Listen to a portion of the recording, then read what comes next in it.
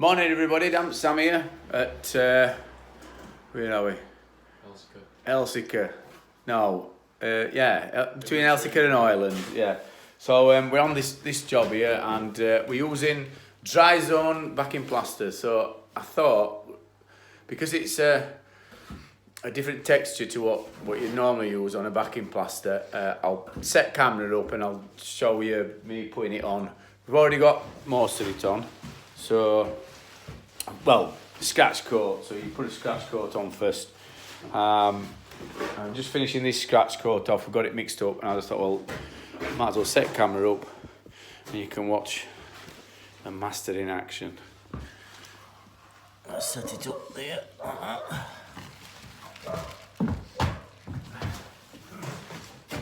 Right, so, I don't know whether I've done any videos putting this stuff on before. Texture on it is like chewing gummy, so I'd liken it to, I think, hardwall, but probably more sticky than hardwall, more stretchy and sticky. I'm putting it onto brick. I normally only use this on stone, but this property's had some issues, so I recommended it for this part. But it's been manufactured for putting on stone barns. And when it's set, it's brilliant stuff.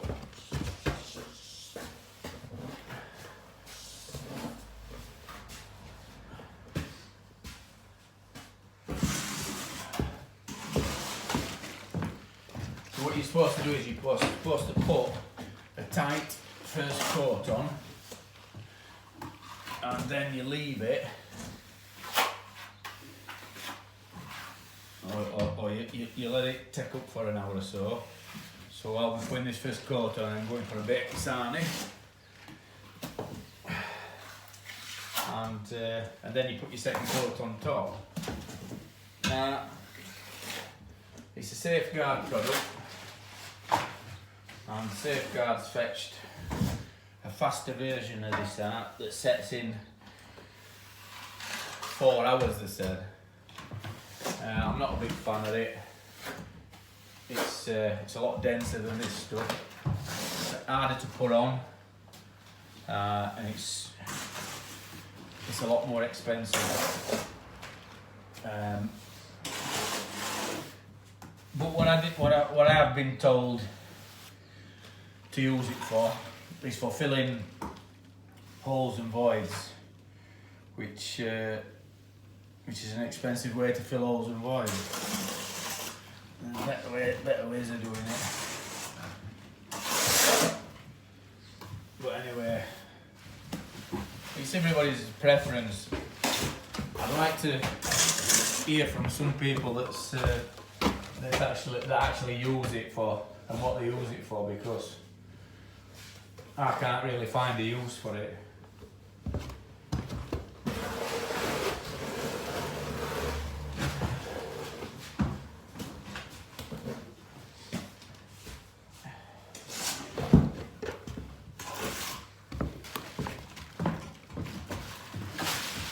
And as I've mentioned before, plasterers were not consulted when they made it. We all got sent some out and to use and ask us what we thought of it. And we got told that generally the feedback's been good, but I don't know how many people they sent it to or who's used it, because I've not spoke to anybody else who's used it. And I'd love to hear what they think and if they use it all the time. I just can't see it getting used all the time, and they do have a use by date on, unless they're making it as it's been ordered.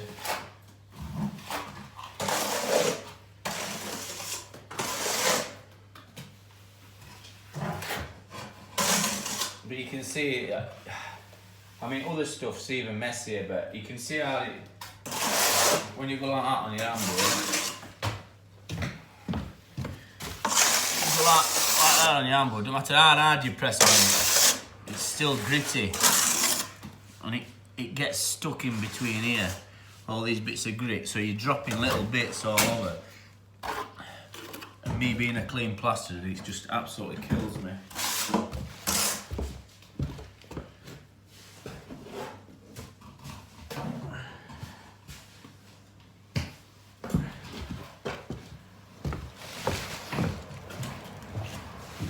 But I do like this stuff for barns, and it rubs up lovely.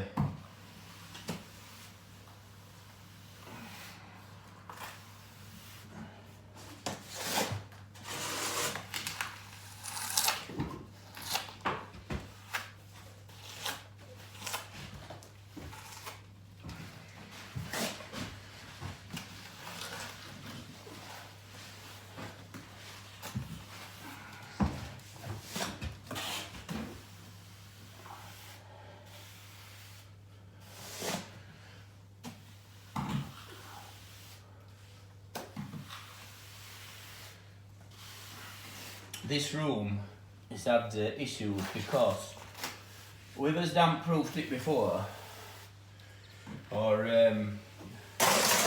what system that they've used to solve damp issues before,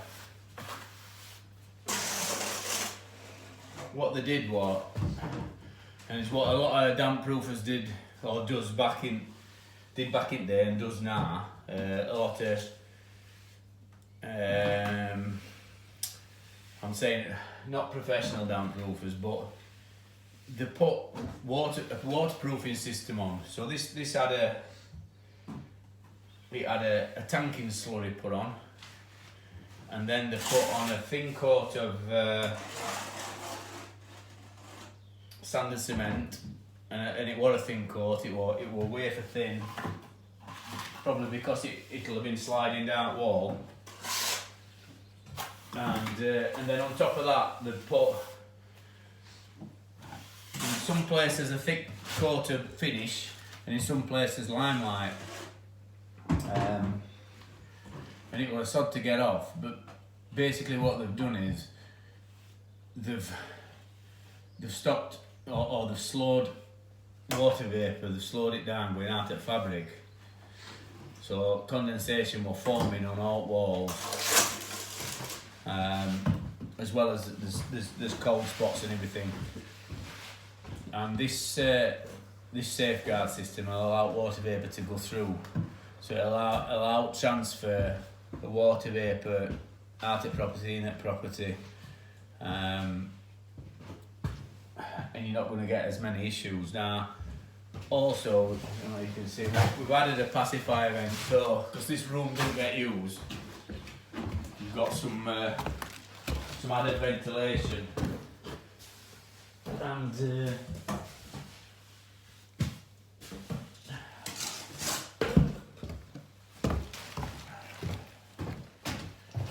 in kitchen there were no extractor fan or extractor cooker hood, just a filter. So we've added a alternating fan, an 150 alternating fan, that Eltidone. Fantastic. So property's now got some proper ventilation. Now we're doing this room first. They're doing it in two parts because of the customer's budget. So we're doing this room first, and then when they save up, we're going to do next room. And we've already added ventilation. There's another pacifier vent to go in that room as well. And once we've finished, she'll have nice dry walls, or all dry walls. Excuse the fun.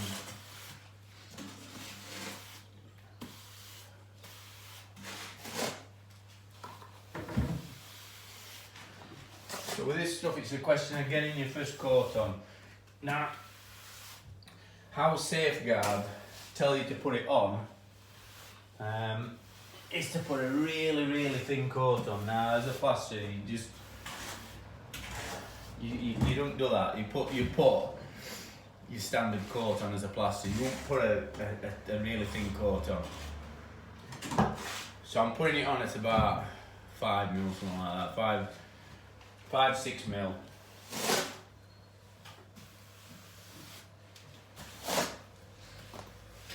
And I found it works. But it is harder to put it on stonework. It is a lot harder. It takes a lot more work.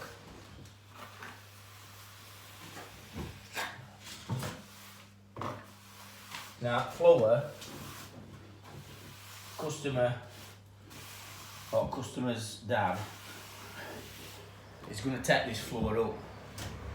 He's doing it a bit back to front really. So when we've plastered, we're going to cut him out skirtings, and he's going to take this up, and then he's going to put a treated chipboard floor down. He's got a couple of joists to replace as well, especially in this corner.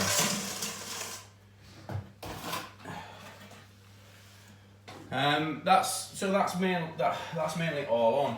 That side's on just about. I've got a bit of stuff left. I might just fill out with it. I'm going to scratch this up. I'll let you see me scratching it up.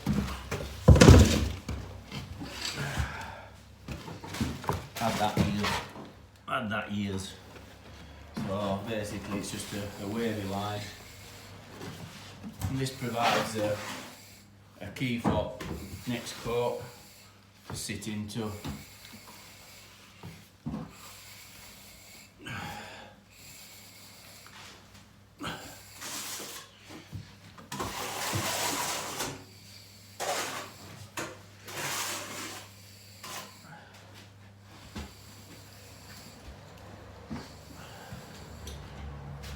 And it also gives it a bit of expansion back coat if it moves.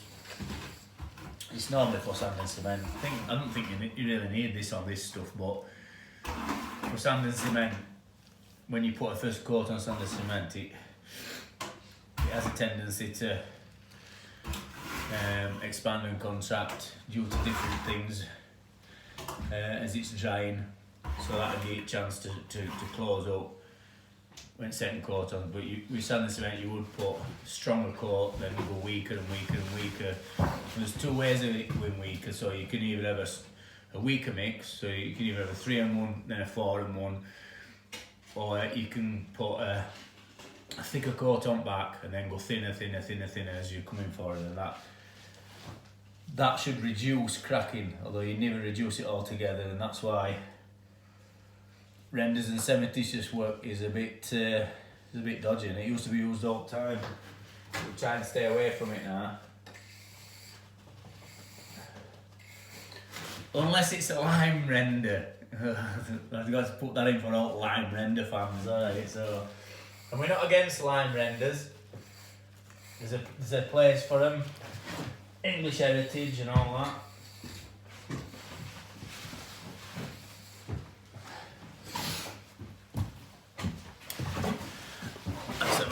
But you don't get any guarantees with lime render. So as soon as lime render start giving us 10-year guarantees that we can get to as customers, then we might start looking at them. But until then, you've got to use stuff what's tried and tested and is guaranteed. So I know I'm going to get a lot of comments, but that's just how it is. We try and choose best product for us customers. So we're open to looking at all different ones. Anyway, I just thought I'd show you me putting this on at this property. It's Dryzone Plaster. It's not cheap, but it does job. It's really good. Allows air to flow through it. So that's Damp Sam signing off. I might show you put second coat on. There's not really much point, but I'm just showing you how awkward it can be to put on and how messy it is. But we've got good cleaners up us, so Damp Sam signing off.